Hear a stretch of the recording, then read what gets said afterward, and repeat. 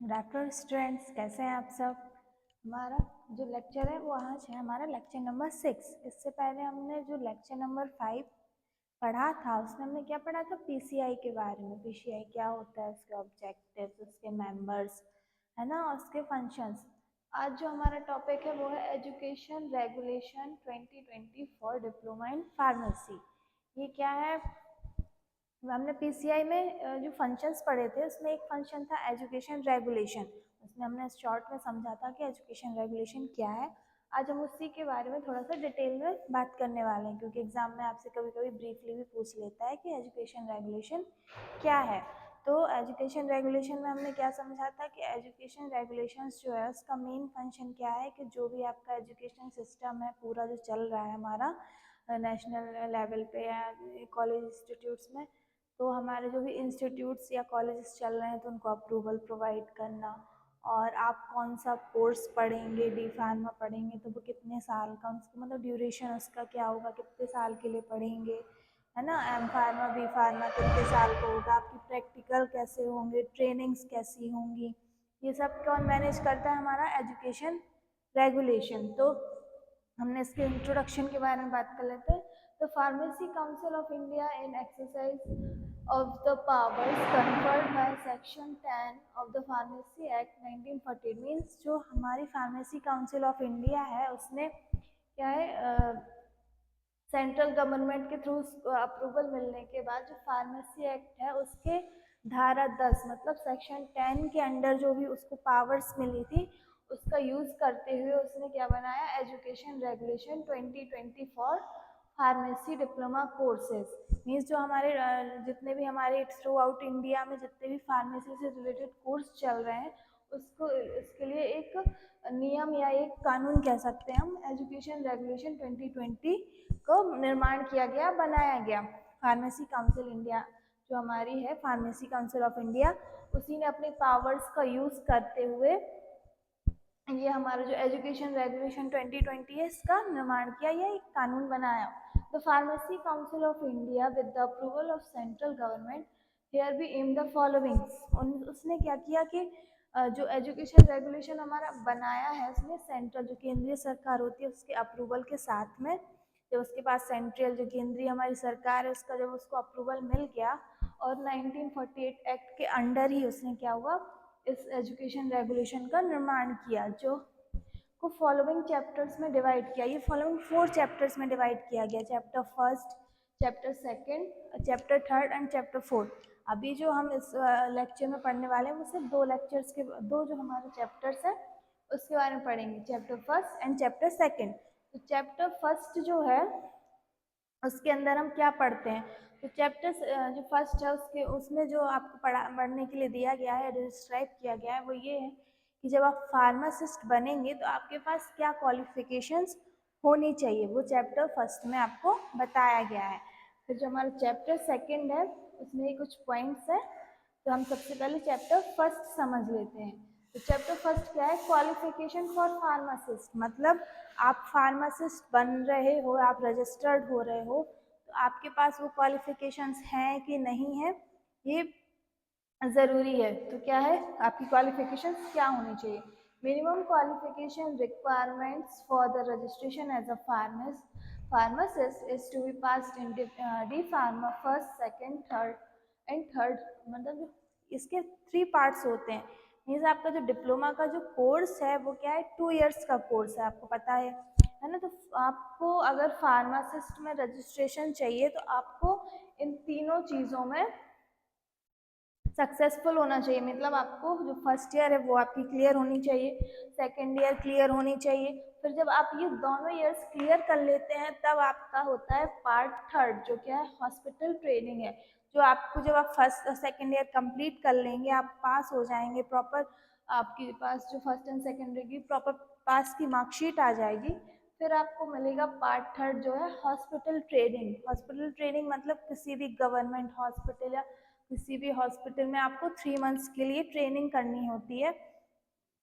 उसमें आपको सब सिखाया जाएगा कि कैसे आपको ड्रग्स की डीलिंग करनी है, ड्रग्स की स्टोरेज कैसे करनी है, पेशेंट्स को कैसे काउंसिल करना है, उनके प्रिस्क्रिप्शन रीड करना, जो प्रिस्क्रिप्शन आपको दिया गया है उसको हैंडल करना, उसको पढ़ना सीखना, ये आपको फिर हॉस्पिटल ट्रेनिंग। जब आप ये सब कर लेंगे उसके बाद आपको सर्टिफाइड कर दिया जाएगा कि हाँ आप सर्टिफाइड हैं। सर्टिफिकेट होने के बाद फिर आपको क्या होगा, एक एग्जिट एग्ज़ाम होगा। फिर उसको क्लियर करने के बाद ही आप क्या आएंगे, रजिस्टर्ड फार्मासिस्ट के रूप में क्वालिफाइड हो जाएंगे। मतलब आपका जो सेंट्रल रजिस्ट्रार में जो एज अ फार्मासिस्ट आप रजिस्टर्ड होंगे, उसके लिए आपको इतनी क्वालिफिकेशंस तो चाहिए ही चाहिए हैं, तभी आप क्या होंगे, क्वालिफाइड फार्मासिस्ट कहलाएंगे।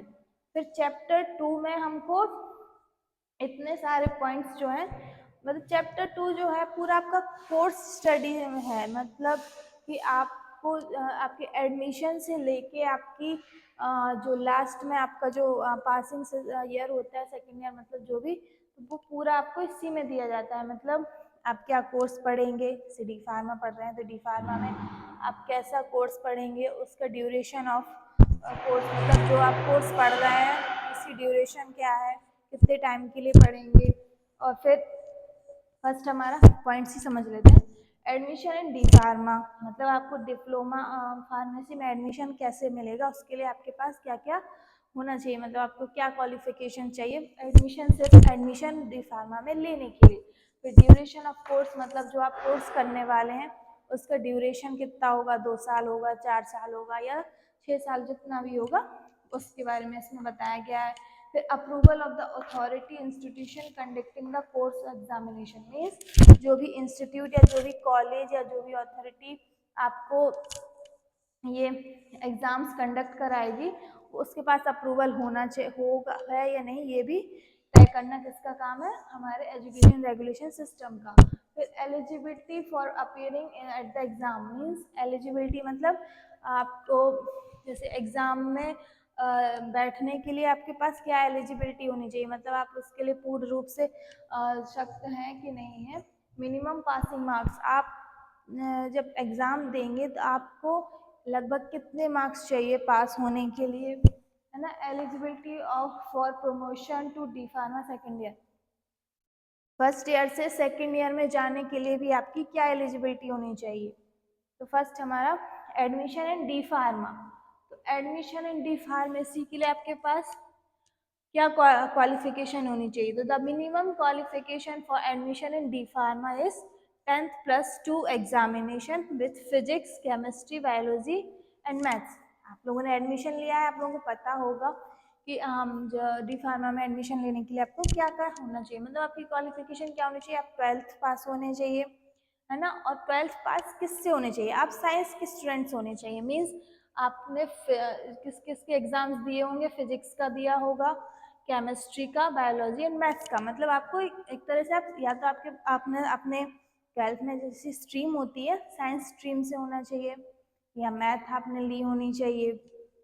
फिर ड्यूरेशन ऑफ कोर्स, तो जो हमारा कोर्स है डी फार्मा का, उसका ड्यूरेशन मीन्स उसका टाइमिंग क्या है, तो the duration of D pharma is 2 academic year, each academic year should be not less than 180 working days and 500 hours of hospital training and it should not be less than 3 months।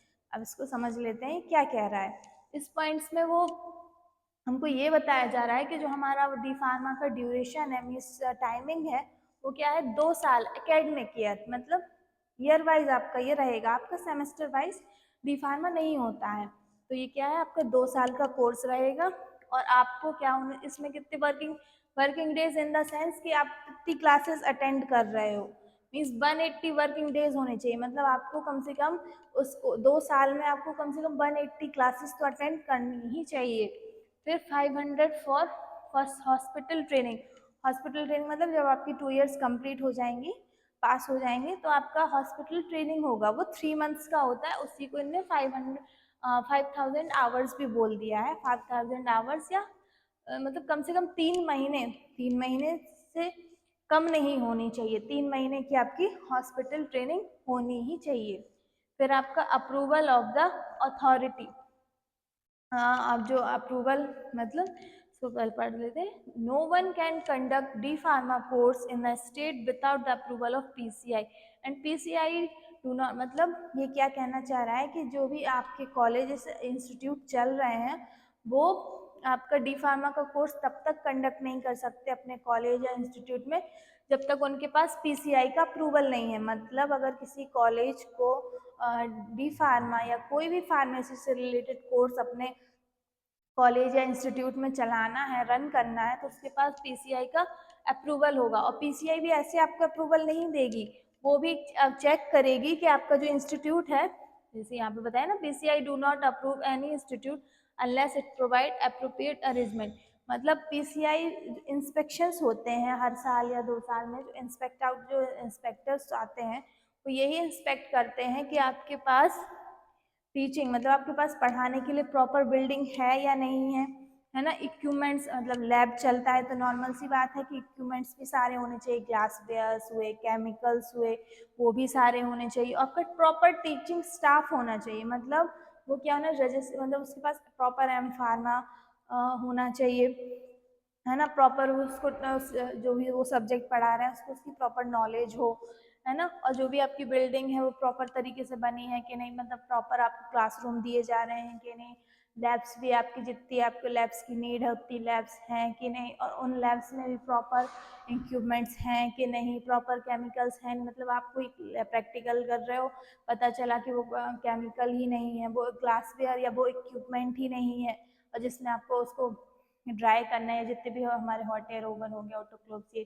जो equipments हैं ये हैं ही नहीं, तो क्या inspector PCI के through आते हैं। वो यही इंस्पेक्ट आउट करते हैं कि जो कॉलेज या स्टूडेंट डी फार्मा या बी फार्मा या एम फार्मा करवाना चाहता है तो उनके पास वो मतलब वो उनके पास वो अरेंजमेंट्स हैं भी या नहीं, मतलब वो प्रॉपर क्लासेस दे रहे हैं कि नहीं, प्रॉपर लैब करवा रहे हैं कि नहीं, और उनके पास प्रॉपर इक्विपमेंट्स हैं, प्रॉपर अरेंजमेंट है, प्रॉपर टीचर स्टाफ है कि नहीं। जब वो ये सब चेक कर लेंगे, जब उनको तसल्ली हो जाए कि हाँ ये कॉलेज अप्रूवल देने लायक है, तभी वो आपको पीसीआई के थ्रू अप्रूव्ड करेंगे। फिर एग्जामिनेशन, एग्जामिनेशन हमारे डी फार्मा का कैसे होता है, तो annual exam, theory and practical at the end of academic year.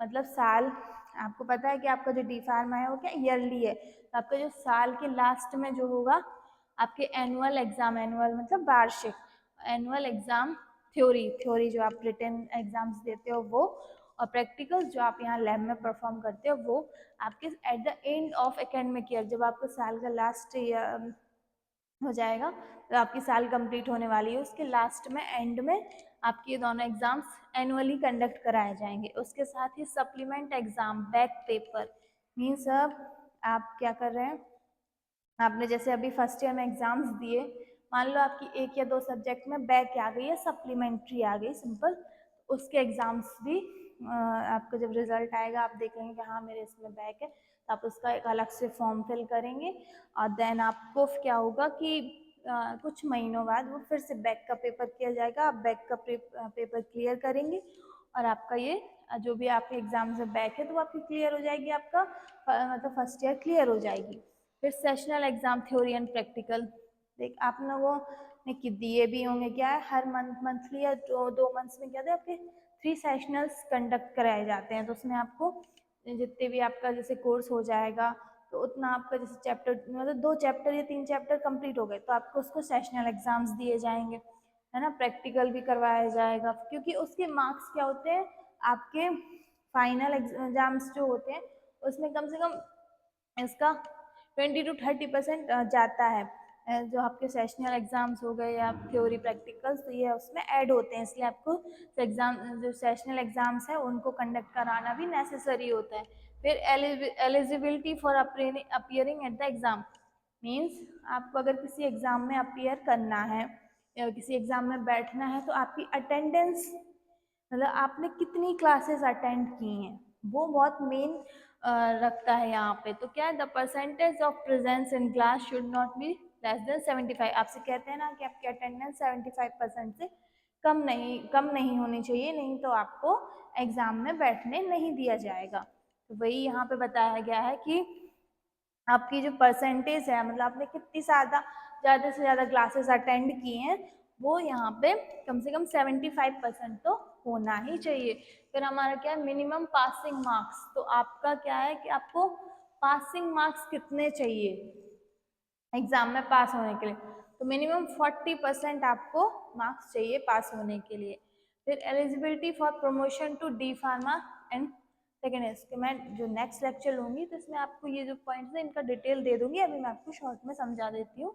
Eligibility for promotion to D pharma second year means आपने फर्स्ट ईयर के एग्जाम्स दिए, अगर आप के जो एग्जाम है, अगर आपको 5 सब्जेक्ट्स होते हैं, है ना, और अगर आपके 5 सब्जेक्ट में से 2 सब्जेक्ट से ज़्यादा बैक आई, मतलब आपकी टोटल 5 सब्जेक्ट से मान लो आपको 3 सब्जेक्ट्स में बैक आ गई, तो क्या है, आप एलिजिबल नहीं होंगे आप सेकेंड ईयर में जाने के लिए, मतलब आप फर्स्ट ईयर में ही रुक जाएंगे। जब आप वो 3 आपके जो एग्जाम्स हैं उनको क्लियर कर लेंगे जिसमें आपकी बैक आई थी, उसके बाद ही आपको सेकेंड ईयर में एडमिशन मिलेगा, आप एलिजिबल होंगे सेकेंड ईयर में जाने के लिए। बस यही कुछ जो हमारा एजुकेशन रेगुलेशन है इसकी कुछ तरीके हैं, उसको डिटेल में बताया कि कैसा कोर्स लेना चाहिए, आपको फार्मासिस्ट बनना है तो क्वालिफिकेशन क्या होनी चाहिए, आपको पूरा जो चैप्टर सेकेंड है उसमें। इसके बाद जो चैप्टर थर्ड और चैप्टर फोर्थ है, चैप्टर थर्ड में बताया गया है पूरा हॉस्पिटल ट्रेनिंग का प्रोसीजर, मतलब जब आप ये 2 चैप्टर्स मतलब आप क्या करेंगे सेकेंड ईयर तक जब आप कंप्लीट कर लेंगे तो आपको हॉस्पिटल ट्रेनिंग कैसे करनी है उसका पूरा प्रोसीजर डिटेल में बताया गया है। और जो हमारा लास्ट चैप्टर है फोर्थ, तो इनको चैप्टर्स में डिवाइड इसलिए किया गया है ताकि आप लोगों को कंफ्यूजन ना हो कि इतने सारी चीज़ें एक साथ जो सामने वाला कर रहा है तो उसको भी दिक्कत ना हो, तो उन्हें चैप्टर्स में डिवाइड कर दिया। चैप्टर 4 में क्या हुआ, जब आपकी हॉस्पिटल ट्रेनिंग हो जाएगी तो आपको सर्टिफाइड कर दिया जाएगा कि हाँ आपने डी फार्मा पूरी तरीके से कंप्लीट कर ली है, फिर आप एलिजिबल होंगे एग्जिट एग्जाम देने के लिए। इससे का जो नेक्स्ट लेक्चर है उसमें हम इसके चैप्टर थर्ड और फोर्थ को पढ़ने वाले हैं, और इन 2 पॉइंट्स को मैं भी डिटेल में आपको उसमें बता दूँ। Thank you.